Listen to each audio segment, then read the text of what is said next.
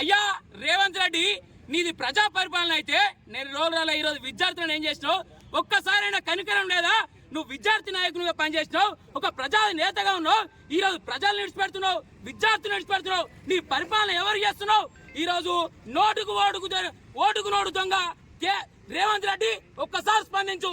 ఈ రోజు విద్యార్థులకు కేటాయించిన 2300 ఎకరాల ప్రొఫెసర్ జయశంకర్ అగ్రికల్చర్ భూమిని 100 ఎకరాలు హైకోర్టు కేటాయించడాన్ని జీవో నంబర్ 55 తేవడాన్ని ఈరోజు తీవ్రంగా ఖండిస్తున్నాం.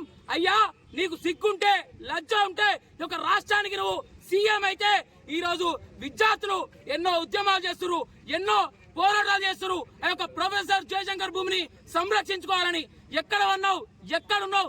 ఒక్కసారి స్పందించు. ప్రజా పరిపాలన అన్నావు కదా, విద్యార్థుల పరిపాలన అన్నావు కదా, నిరుద్యోగ పరిపాలన అన్నావు కదా, ఏడవన్నావు. ఇది సోయలేదా? ప్రొఫెసర్ జయశంకర్ యూనివర్సిటీ భూములను 100 ఎకరాల న్యాయస్థానానికి కేటాయిస్తే ఈరోజు జీవో నంబర్ 55 సైన్ పెడతావా? ఈరోజు ఒక్కసారి ఆలోచించు. నిరుద్యోగుల ఓట్లేస్తే గెలిచినావు రేవంత్ రెడ్డి, విద్యార్థుల ఓట్లయితే గెలిచినావు, ప్రజల ఓట్లయితే గెలిచినావు. ఈ దేశానికి రైతే దేశానికి వెన్నుముక అయితే అలుగుతే లేదు అన్నమిక అంటాం కదా.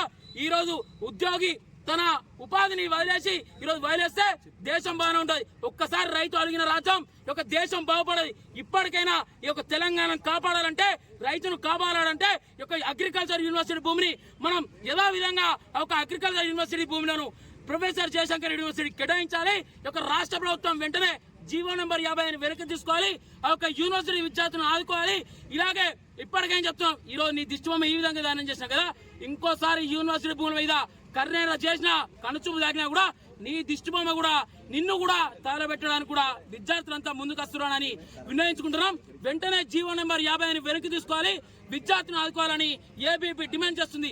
లేడీ ఏడా రాష్ట్ర వ్యాప్తంగా ఏబీపీ అనేక ఉద్యమాలు చేసి నీ యొక్క ప్రజా పరిపాలన అంటారుగా ప్రజాభవన్ కూడా ముట్టడిస్తాం. నీ యొక్క జీవో నెంబర్ 50 వెనక్కి తీసుకోబోతాని ఏబీపీ తీవ్రంగా ఖండిస్తుంది.